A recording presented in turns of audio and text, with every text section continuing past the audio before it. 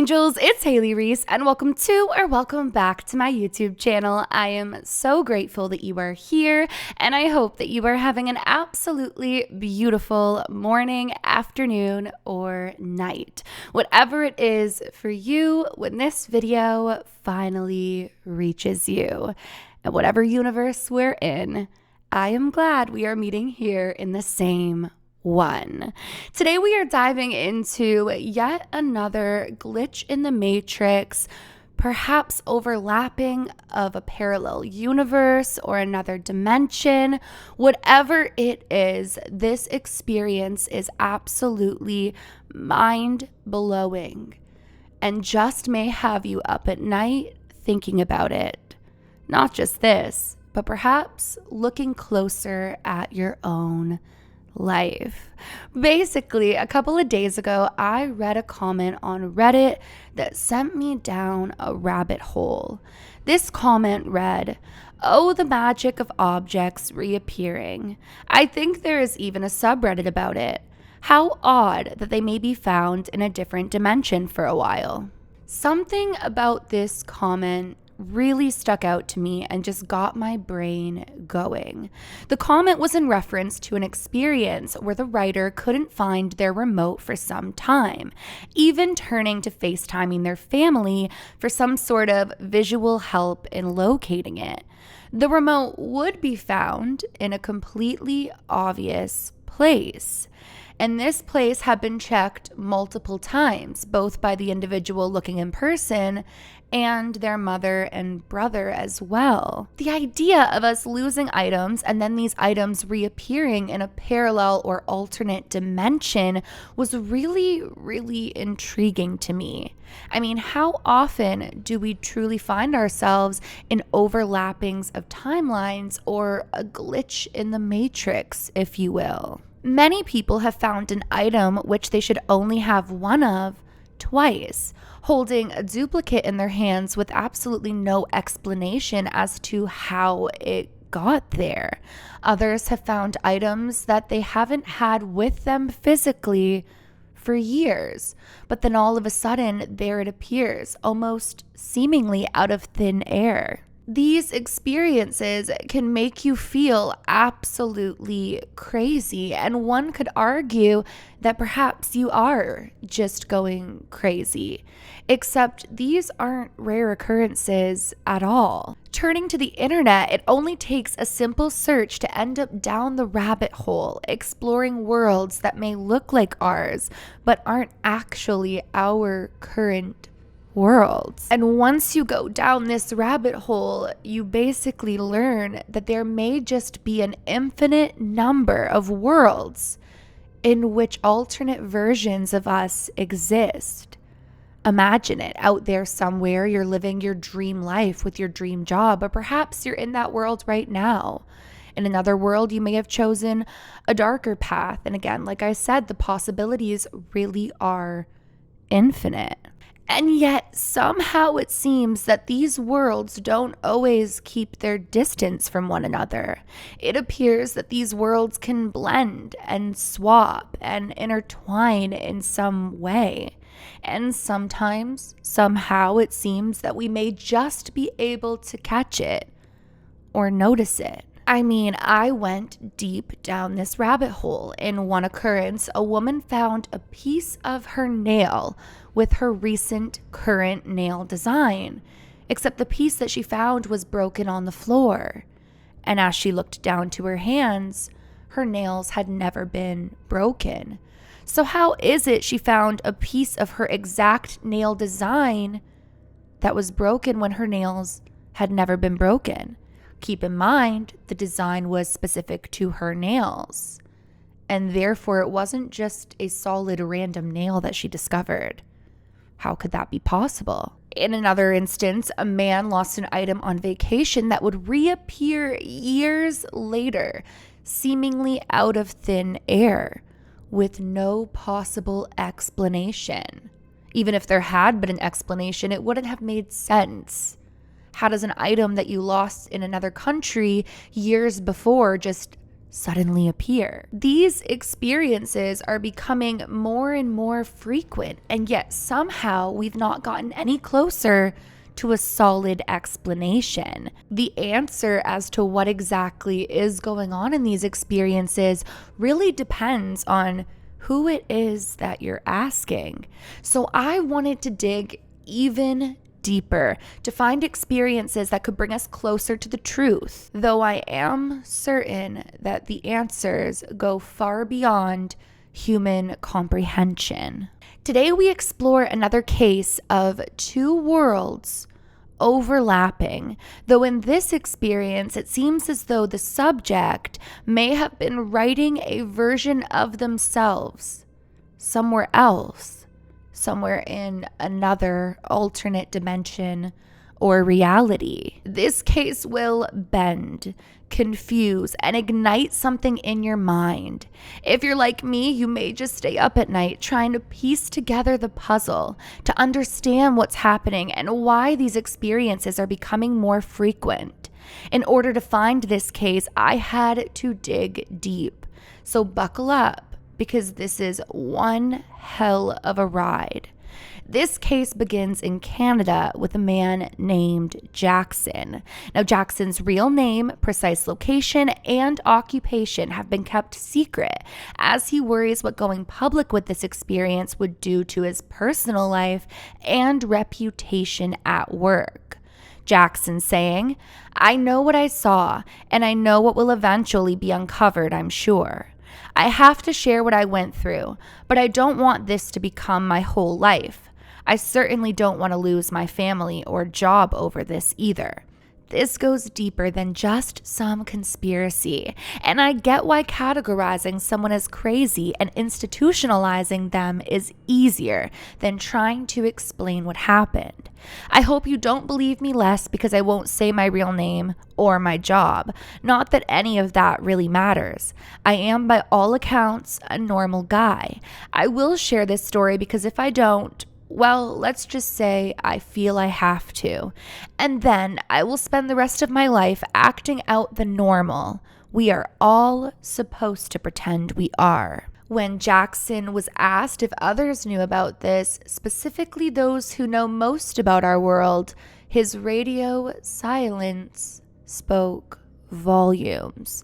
So let's circle back to the start of Jackson's story. Jackson, as he said in his statement, was by all accounts a normal man. He worked a normal office job and had a wife and two beautiful children. Everything up until this point in Jackson's life was seemingly normal.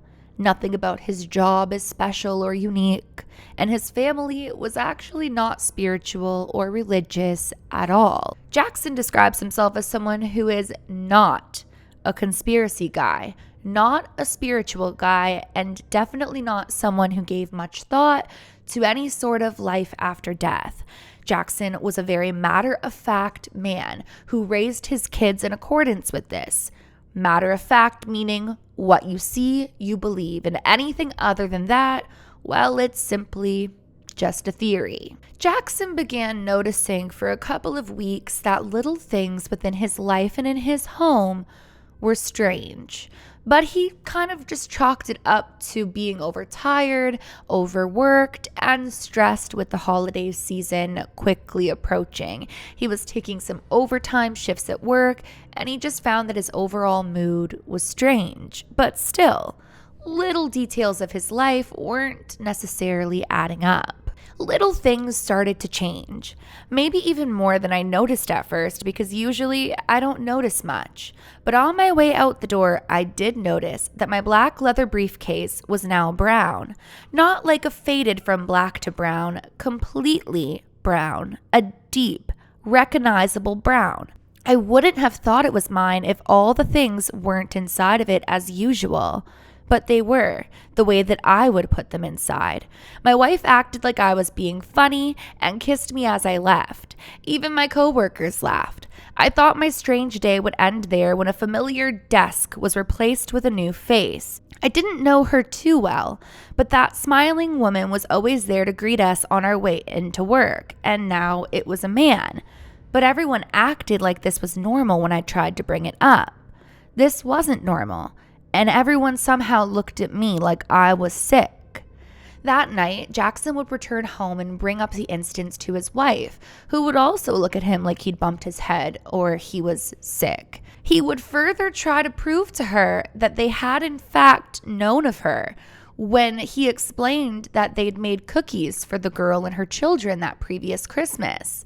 And that was when his wife did remember, except she didn't remember making cookies for a female receptionist and her children. She remembered making cookies for a male and his wife that had worked the receptionist job the entirety of him working there, according to his wife. So she remembered the cookies and she remembered the man, but not the woman whom he'd seen every day since he'd started that job. This was weird. And digging through old photographs, it became very apparent to him quickly that his wife wasn't lying when she'd said that his briefcase had always been brown.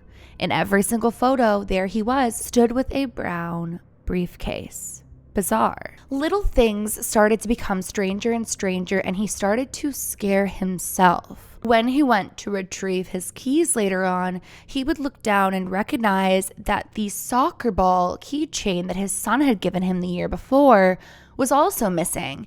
And in its place, there was a family photo that he didn't remember. When he asked his wife about it, she laughed and said, "Why would he have a soccer ball keychain?" and proceeded to tell him that that was a family photo from their trip to Florida, a trip he didn't remember taking. He knew these weren't his keys, and he knew that that wasn't the color of his briefcase, and he knew that the receptionist was a woman with kids. He'd made cookies for her at home before with his wife. As he gets to work, he's feeling off, and one of his coworkers asked him if he's feeling okay. And that's when he tells him that it's an off day, an off week, and he's just feeling under the weather. His coworker proceeds to tell him that he too has had a pretty rough week because his son broke his arm and it required surgery. And that was when Jackson began to tell him about the time that he too had broken his arm and he needed surgery and that he had a big scar from it. And he went to show his coworker the scar, but as he looked down, the scar was missing. There was no scar on Jackson's arm. At this point, he's feeling very ill and decides to clock out of work sick, heading back home to figure out what's going on with his brain. It felt like the walls were closing in. They might have been little things, but my world felt effed. Looking down at my arm with no scar and grabbing my keys with a vacation photo I didn't remember, reaching for a brown briefcase that used to be black, I felt sick and needed to go home. He gets home, but his logical self won't let him confide in anyone for this. He decides that he's going to Google and find some sort of medical explanation for these missing and falsified memories. Again, this is a matter-of-fact man. He is sure that someone somewhere can tell him what's going on with him medically or logically. But instead, he's met with a ton of similar experiences and an overload of theories. So he begins to Google a phenomena that he believed was only relevant to movies and things of fiction, and that was the entire glitch in the matrix, learning that it's an unusual occurrence that cannot logically be explained. Check. That checked out to him. But as he begins searching and clicking and going through a world of unbelievable experiences, he then stumbles upon something absolutely terrifying. He finds a user on there with his exact name, but switched, meaning that his first name is this user's middle name, and his middle name is this user's first name. But they've written experiences praying for some sort of an explanation for their unusual series of events. This man with a name like mine had my world in his. He told of events that were starting to scare him, how his briefcase went missing, so he was stressed and late for work. He was upset because it was his favorite brown briefcase, but just as he was going out the door, he found a black one, just like his, sitting there in the open. Sure, this could have been a coincidence until he talked of his work, revealing some new woman who everyone knew that he'd never seen. He was too scared to ask who she was, so he just played along. He mentioned how between the time when he left and the time when he got home, his keys were gone, and he couldn't find them anywhere. When he got home, they were found on his entry table, but yet they weren't his exact keys. They had a soccer ball on them. The man never said he had a scar on his arm, but I would have bet money he did. Everything that this man wrote lined up with Jackson, but on the opposite end of the experience. Jackson spent hours scrolling through this man's post, and everything from his week that made no sense lined up to this man's week that made no sense, this stranger with a similar name. He decided that when his wife got home, he was going to show her everything that he had found. But in the meantime, he wanted to comment and write to this guy to ask him more about who he was. As he tried to comment, it wouldn't let him comment it, as if there was some sort of glitch on the website. He saved the actual link and put it into his notes, and he went and continued on looking at his briefcase closer and his keys a little bit closer too. And that was when his phone would ding with an email. The email was from someone he didn't recognize, but all it said was, "Leave it alone." Shortly after, his wife got home from work, and as he went to follow the link again to show her everything, well, it was as if the link didn't exist at all. It was completely gone. My keychain still has a picture from Florida. My briefcase is still brown. The man at the front doesn't smile as the lady had, but he is still there. I try to search for that name again, and any chance I get, it's as if it doesn't exist. I've spent weeks looking through photos both at home and at work, and nothing showed the things I once knew. In every office photo for the last 20 years, there is that man. He shared his story once again, and then a user would comment, "They warned you to let it go," as his post would disappear and he'd have to share it again. The days go on and I notice more. "How much of this has been under my nose?" he writes. "It's not just my scar gone. I notice things on my wife now too. I'm not sure I'm in the right place. For now, I'll play my part, but I wonder if there's a part of me somewhere else. A part of me that I got a glimpse in. Was there a glitch, and that's how I saw what they'd wrote? Were they able to see what I wrote? Could we connect? No one in my life knows any of this. I think it's important I get answers on my own. My logical mind can't handle this. It might be the end of me, but I secretly can't let it go." So who is this man and what did he experience? It would be easy to say that he is simply insane or perhaps in some sort of medical crisis. And while I'm not a medical professional and I don't know the answers, I do know that that wouldn't explain the millions of experiences like this among even the most sane-minded individuals. And much like the experience that reignited my digging, these things are starting to be caught on camera sometimes, at least enough to validate that not everyone having these experiences is crazy. I mean, it's only a matter of time before more starts to unveil, and we start to learn how much bigger all of this is. But that is basically Jackson's glitch in the Matrix experience. Was the real glitch in the Matrix that he was able to somehow access a website from another dimension or another universe? Or is there so much more to this? I'm going to leave the ball in your court for you to comment down below and let me know what you think. But that is it for today's bone-chilling, mind-shaking glitch in the Matrix, and I hope that you enjoyed it. If you guys are new to my channel or you are just not yet subscribed but you enjoy my content, I would really appreciate it if you would go ahead and click that subscribe button, and please give this video a big thumbs up if you did enjoy it. Remember, my loves, do all things with kindness, and until tomorrow, I love you. Bye guys.